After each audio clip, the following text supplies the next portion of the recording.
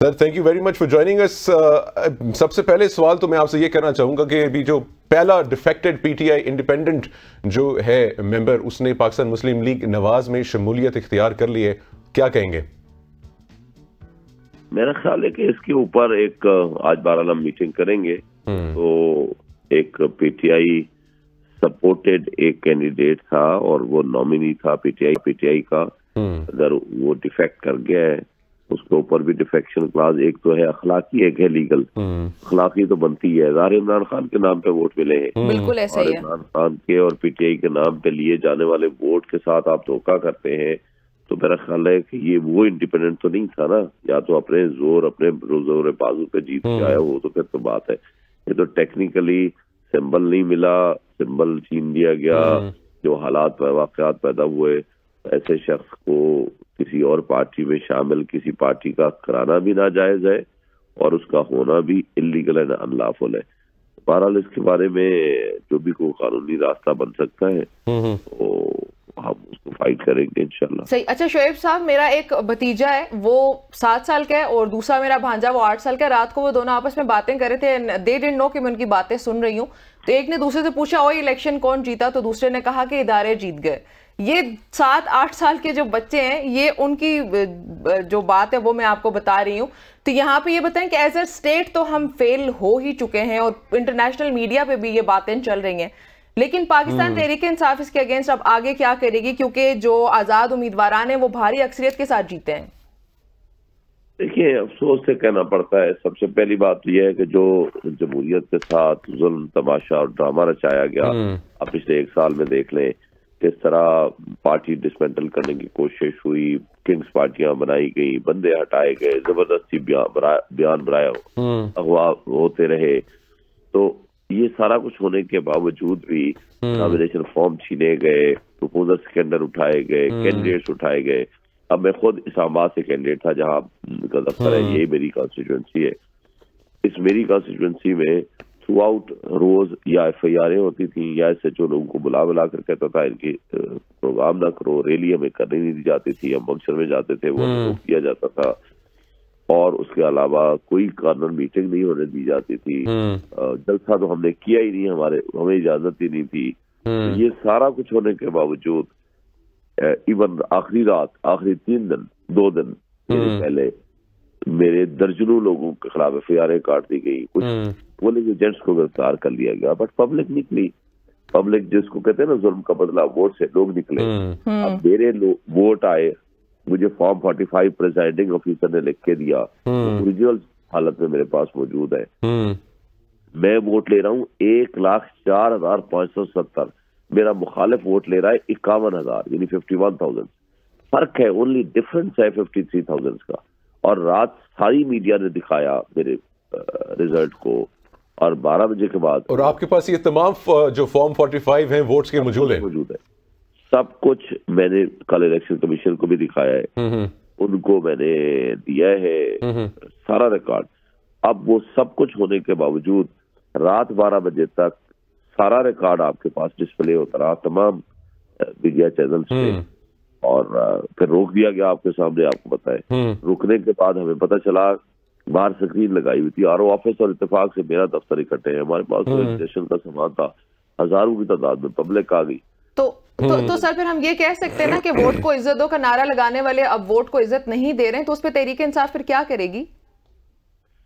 देखिए, वोट एक अमानत है पब्लिक एट लार्ज की। एक अवाम ने अपना हक के हुक्मरानी अवाम का है, अवाम अपने में से किसी को नुमाइंदा मुंतखब करते हैं। अब वो उसके ऊपर मुसल्लत कर दें कि जनाब नहीं, ये नहीं होगा, तुम्हारा वो हुक्मरान होगा या तुम्हारा वो नुमाइंदा होगा जिसको तुम मुस्तरद कर चुके हो। तो मुझे बताएं, इसमें कंफ्यूजन, कयास, बददिली में इजाफा होता है। ऐसी रियासतें नाकाम रियासतें हुआ करती हैं। इस तरह की सिचुएशन मैं समझता हूँ या 70 में हुई थी। 70 में रिजल्ट इलेक्शन ठीक हुआ मगर उसका रिजल्ट नहीं माना गया। अब यहाँ भी इलेक्शन प्रोसेस सब कुछ गलत होने के बावजूद लोग बाहर निकले, उन्होंने एक रेफरेंडम कर दिया एज ए होल, और उन्होंने कहा नहीं, हम तो नहीं मानते भाई आपकी तमाम तरह सख्तियां। अच्छा, दुनिया का कोई एक मुल्क बता दे जहाँ इलेक्शन हो, आप कम्युनिकेशन के सारे रास्ते बंद कर दें, आपने नेट बंद कर दिया, आपने मोबाइल बंद कर दिया, और लोग। अच्छा शोएब साहब ये बताइएगा कि पाकिस्तान तहरीक इंसाफ के कितने जो हैं कैंडिडेट्स हैं जिनके खिलाफ आप लोग समझते हैं, अब आई एम श्योर आपने अपनी कैलकुलेशंस कर ली होंगी कि जिनके पास फॉर्म 45 मौजूद है और वो कहते हैं, समझते हैं कि जी उनके खिलाफ धांधली हुई है और वो उसको चैलेंज कर रहे हैं। टोटल अमाउंट कितनी कैंडिडेट्स की है? देखिए मेरा ख्याल है मैं अभी फौरी तौर पर एग्जैक्ट डेट तो नहीं दे सकता, अभी कुछ ठीक भी उन्होंने कर दिए हैं, जिस तरह मेहरबानों का केस था और कुछ लोग थे जिनके रोके थे, लेकिन मेरा ख्याल है ये भी दर्जनों में है, यानी 50-60 के करीब, नॉट लेस देन 50-60 है जिनके पास ये सारा। अब देखना इस्लामाबाद की 3 सीटें, कराची की 18 सीटें, आप पंजाब की मोस्टली आपका 80% हमारा जो उनके पास है। हामिद मीर के मखौल जो मैं कल देख रहा था कि अगर आप सही तरीके से अगर आप कैलकुलेशन करते हैं तो 15 सीटें PMLN के पास बचती है। तो ये अगर सारी चीजें हैं, आपका इंटरनेशनल मीडिया चीख रहा है, आपकी पूरी दुनिया चीख रही है, लेकिन हमारे लोगों को होश ही नहीं है, ये एहसास ही नहीं है कि हमारी मईशत पहले तबाहकुन है, सियासी अदम इस्तेहकाम बहुत ज्यादा हो चुका है, सियासी अदम इस्तेहकाम के बगैर माशी इस्तेहकाम नहीं आ सकता, ओवरसीज इन्वेस्टमेंट नहीं करेंगे, इंटरनेशनल वर्ल्ड आपको रिकॉग्नाइज नहीं करेगी, आपकी पहले तबाही हो चुकी है। एक शख्स की दुश्मनी में कितना एक गिर जाएंगे, कितना एक आगे चले जाएंगे। आप अपने 25 करोड़ आवाम के हुकूक का इतना तहफ़्फ़ुज़ तो करें कि मुल्क चलता रहे। मुल्क की तबाही PDM 1 ने पहले कर दी आपके सामने ही है, अब आगे तो आप सस्टेन करने के काबिल नहीं है। ये चाहे कि आपने नया ड्रामा शुरू कर दिया। अच्छा ये सब कुछ करना था, मुझे बताएं कौम के 50 अरब रुपए किसने खर्च कर दिए इलेक्शन पे? 50 अरब वो होंगे, 50 अरब कौम ने लगा दिए, आपने 1 खरब रुपया उठा करके डस्टबिन में डाल दिया और कर वो रहे तो उससे मजीद तबाही फैली है। तो आप ये इलेक्शन कराने की जरूरत नहीं थी आप। अच्छा शोएब साहब ये बताइएगा कि अब जो आप लोग चैलेंज कर रहे हैं हाई कोर्ट में, ये फैसले कब तक एक्सपेक्टेड हैं? इसके ऊपर कितनी देर जो है ये केसेस चलते रहेंगे, एक? और दूसरा, अब आप लोगों का प्लान क्या है? हुकूमत बना सकते हैं with the numbers you have या ऑपोजिशन में बैठना पसंद करेंगे? देखिए ओपन एंड शट केस है हमारे, तो हमारे पास फॉर्म और प्रूफ मौजूद है 100%। तो जिनके पास प्रूफ मौजूद है उसमें तो 2 से 3 दिन में फैसला हो जाएगा, या इलेक्शन कमीशन कर दे या हाई कोर्ट कर दे। अगर फिर भी ना माने गए कुछ देर लग सकती है, मगर मेरा नहीं ख्याल कि ये 2-3 दिन से 4 दिन से ज्यादा का केस हो सकता है। सही। अच्छा शोएब साहब ये भी बताइए, KP के हवाले से भी बताइएगा कि अगर तहरीक इंसाफ हुकूमत बनाती है तो फिर वजीर आला का उम्मीदवार कौन होगा? वजीर आला को उम्मीदवार नॉमिनेट तो इमरान खान साहब करेंगे, और जिसको भी करेंगे वहां तो ज़ाहिर है 95% रिजल्ट हमारे हक में है, वहां तो कोई इशू नहीं है, वो तो हुकूमत हमने बनानी ही बनानी है। लेकिन जो फेडरल गवर्नमेंट का है या पंजाब गवर्नमेंट का है वो हमारा इस रिजल्ट के ऊपर डिपेंड कर रहा है। मगर इसके बगैर कोई भी सिस्टम चलना, मैं एक बात बताऊं, हम अपोजिशन में भी बैठ जाए, लेकिन ये हमारे केसेस इस तरह तो नहीं ना खत्म कर देंगे, इस तरह तो नहीं ना बिल्डोज कर देंगे सारी चीजों को, इस तरह तो आप सिस्टम नहीं चला सकते, ना गवर्नमेंट चला सकते। कोई भी कठपुतली वजीर आजम बैठा दे, कठपुतली वजीर आला बना दे।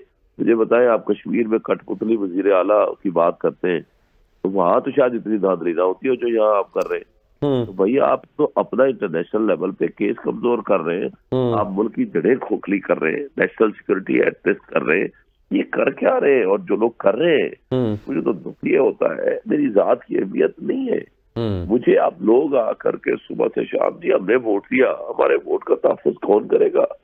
अब लोगों के वोट का तहफ़्फ़ुज़ है, जहाँ फर्क मतलब 1 लाख इमरान खान साहब के घर का हल्का है, मैं उनका फॉलोअर हूँ, उनकी वजह से मुझे वोट मिला है। इमरान खान जीते थे यहाँ से 43,000 की लीड से, 93-94,000 उनका वोट था। लोगों ने मुझे इमरान खान की मोहब्बत में 1,05,000 वोट दिया है।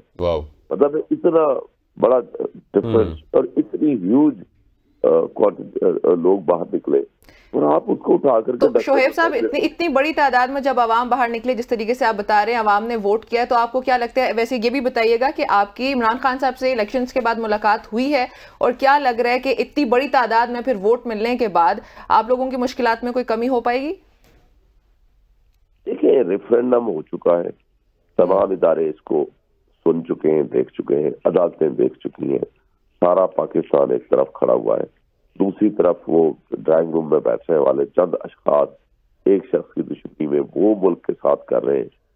आप पार्टी को छोड़ दें, हमारी मुश्किलात कम होंगी या ज्यादा, हम अभी नहीं जाना चाहते इसमें। मैं ये कहता हूँ कि मुल्क की तबाही के वो जिम्मेदार, वो किरदार होंगे देखें उस जमाने में आज याह्या खान को जिन अल्फाज में याद किया जाता है वो आपके सामने है। जो किरदार आज मुल्क की तबाही के जिम्मेदार होंगे वो तारीख उनको लिख रही है। अल्लाह ना करे कि हमें नुकसान हो, मगर इन्होंने इब्तदा अगेन कर दी है। इब्तदा तो कर दी थी लेकिन अभी इंतहा हो चुकी है। तो ये इस वक्त आप मीडिया का, इंटेलेक्चुअल्स का, हमारे मुल्क के लोगों के सोचने का मकाम है कि आप इस वक्त मुल्क के 25 करोड़ सर, आपने मुल्क के 25 मुलाकात करोड़ का नहीं बताया। अवाम के साथ जो है उनको उनका राइट जो है वो मिलना चाहिए।